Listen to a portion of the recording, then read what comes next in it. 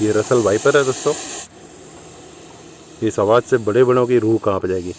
चाचा ये पूरी तरह से बचाव हो गया था स्नेक बाइट से। कैसे बचना है, क्योंकि ये जो स्नेक हैंडल होगा ये इंडिया का सबसे खतरनाक स्नेक है, रसल वाइपर।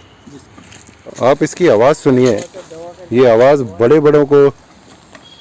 सब ये रसल वाइपर है दोस्तों। इस आवाज़ से बड़े बड़ों की रूह कांप जाएगी। चाचा और इसका काटा हुआ पानी भी नहीं मांगता। जैसे कुकर चल रहा है इस टाइप की इसकी आवाज़ है, और ऐसे मालूम चल गया कि ये छूटने वाला है। तो मैं इसको अभी बाहर निकालता हूँ, देखते हैं ये जंप करके बाइट करता है या सीधे चला जाता है।